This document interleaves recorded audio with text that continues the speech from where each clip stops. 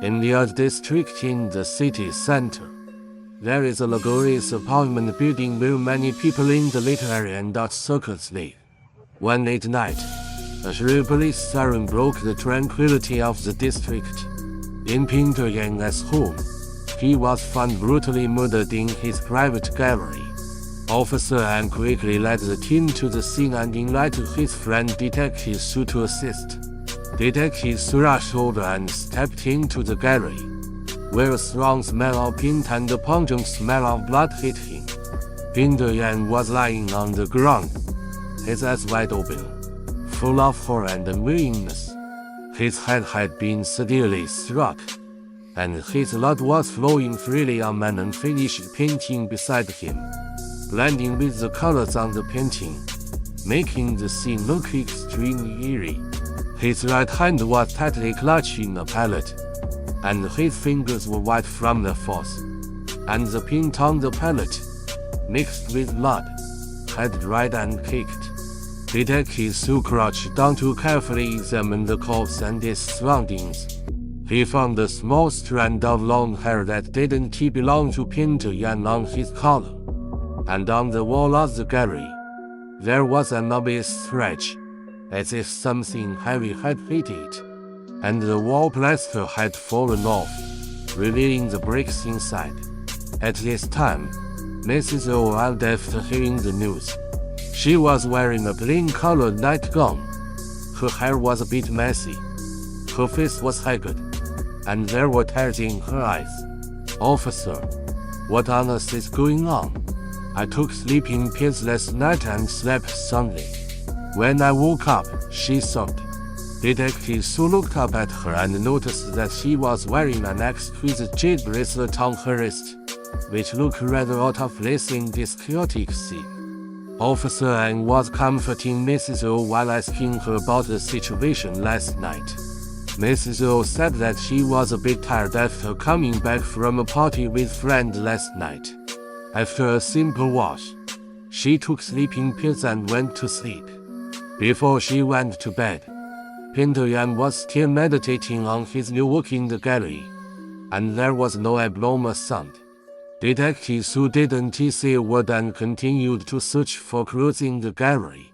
He found a strange set of footprints on the ground beside the easel. The footprints were small, and the stride distance was not large, looking like they were left by a woman. Moreover, the footprints extended to the gallery door and then disappeared, just when the investigation was at a standstill. Curator Sun rushed over in a hurry. "Oh my, this is terrible. Pinto Yang is an important cooperation partner of our gallery." Curator Sun looked anxious, and fine beads of sweat oozed out on his forehead.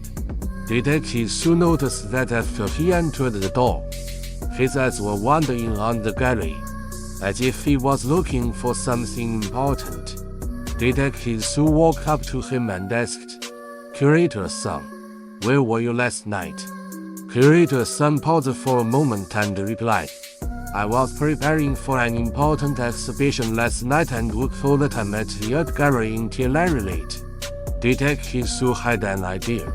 He went back to the unfinished painting and carefully examined it. Suddenly, he found a tiny signature abbreviation hidden in the lower right corner of the painting. After identification, it was exactly the abbreviation of Curator Sun's name. Digging deeper along this clue, an astonishing truth gradually emerged. It turned out that Pinto Yang had recently created a series of extremely valuable paintings. Curator Sun had coveted his works for a long time and had tried to buy them at a low price many times, but was always rejected by Pinto Yang. As for Mrs. Zhou, dissatisfied with Pinto Yang's long-term obsession with painting and neglect of the family, and having accidentally discovered the conflict between Pinto Yang and Curator Sun, she came up with a plan. Last night, while Pinto Yang was concentrating on painting in the gallery, Mrs. Zhou quietly called Curator Sun over. The two had a fierce argument in the gallery.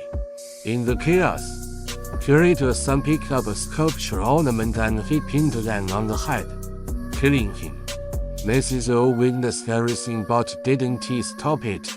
After that, the two tried to disguise the scene, but left many clues. Faced with conclusive evidence, Mrs. Zhou and Curator Sun had no proof to admit their crimes. With the case solved, the art district regained its former artistic atmosphere. But the horror scene in the Midnight Gallery would always be a topic of conversation after meals.